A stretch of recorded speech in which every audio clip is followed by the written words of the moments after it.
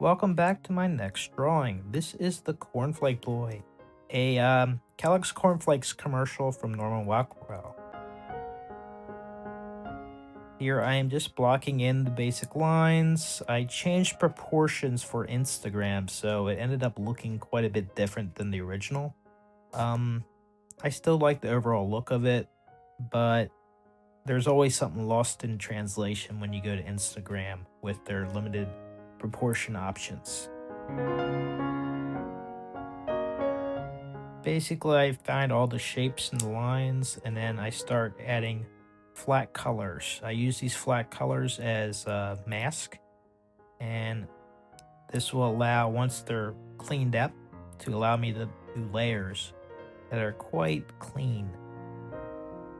There is a little bit of roughness because this was done fast. It was done in about a week, and but I learned a lot about using more saturated colors for shading, like yellows and reds, which are present in the face, but Norman Rockwell really pushed him with this drawing. I love this expression. That's what drove me to it. I was looking for references for another Norman Rockwell, and I came across this one. And it's not one of his famous ones, but I just love the style. He's did quite a few of these cornflake advertisements with the string tied across the child's finger. I don't know what it means, but it looked pretty nice.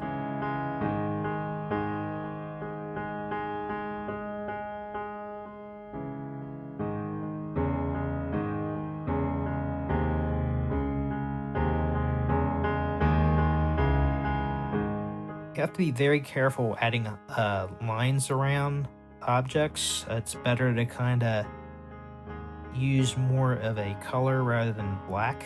Otherwise, it looks very graphic. And I'm constantly playing with layers, so you'll see the colors blink from time to time. And that's what I'm doing.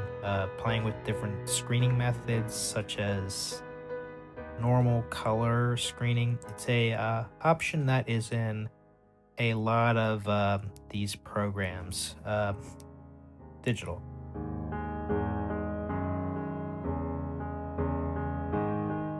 Now you just saw that I moved the ear. That was a pretty big change. Started to add the shading to the hair. Hair is always difficult, and I once you add like highlights to any part of the body, it starts to make things really pop. So the shading and the highlights are all on different layers, which are masked to the underlying layer, so I can overpaint and not cause issues.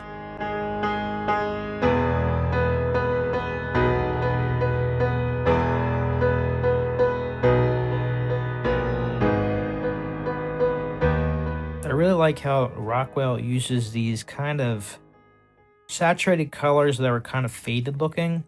Now it could be because the paints are old, I don't know, but I've seen this style a lot with the 50s style. So maybe it was very popular at the time.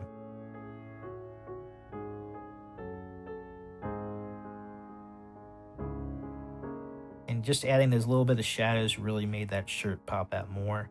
There wasn't a lot about shading in this shirt, and a lot of it he did left kind of rough, so I have a feeling he did this drawing quite quickly.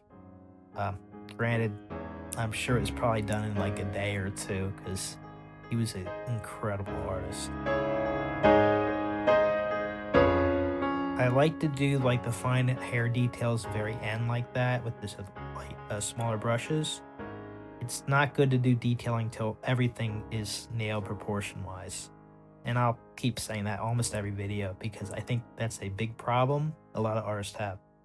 Now I made the skin darker, and I think it gets closer to the original drawing. I never really get the color exactly right, but I tried. Color perception between artists is quite a different thing. I remember in school, we had multiple artists in one room. They'd all use different colors for the same thing they saw. So everybody perceives color differently. Okay, this is just tidying everything up, and almost about done. Thanks for watching. If you like my work, please subscribe, and I'll be posting some new work shortly. Have a great day.